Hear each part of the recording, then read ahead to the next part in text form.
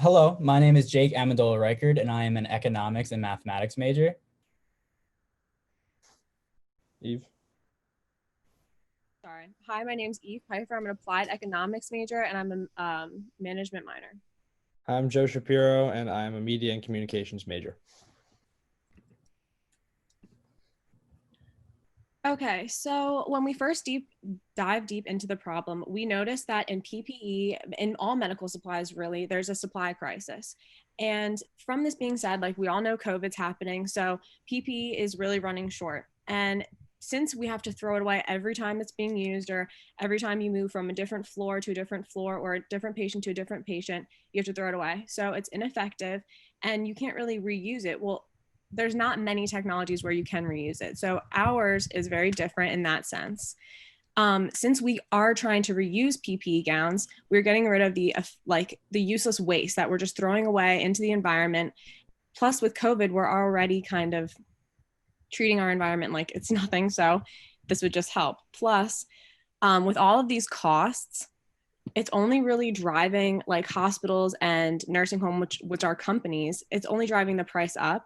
So in turn, they're going to have to fire staff members, which this then causes job loss. Okay, so here's just a graph of some of the PPE supply for healthcare centers. As you can see, a lot of the centers have no supply remaining, and there's a lot of centers that even if they have some supply, it's not enough to get them through a whole month's worth of healthcare. So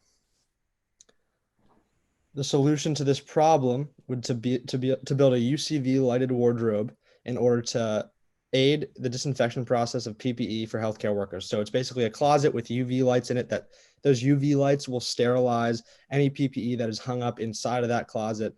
And the target is for healthcare centers such as nursing homes or hospitals. So here we have two different models of our product. So as you can see on the left, we have a one-door option, and on the right, we have a two-door option. The one-door option is meant for facilities that may not have a huge amount of manpower, but they still need that disinfectants. They still need to clean their PPE. And they may not have the space to hold this. And on the right, that's for bigger operations such as big hospitals and also big nursing homes that have that space and that they need their PPE cleaned very fast and on the fly.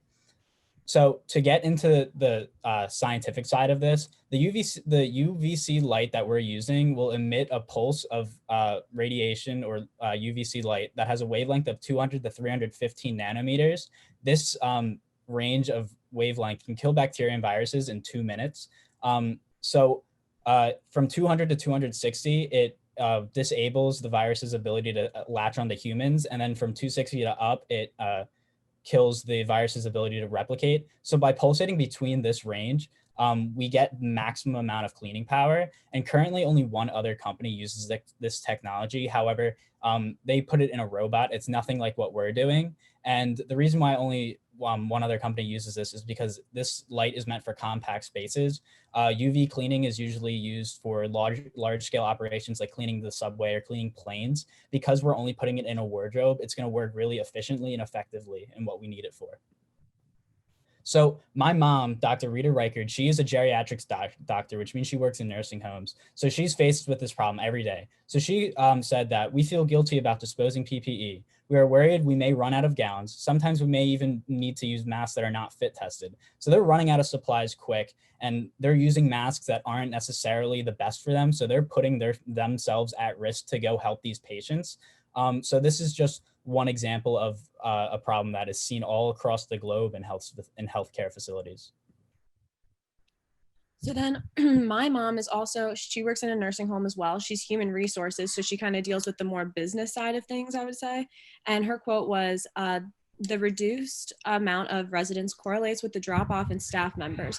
Employees don't just run the risk of contracting the infection, but when they do, they're now unable to work. So then this puts them off for another 2 weeks, and then they end up being short on employees as well.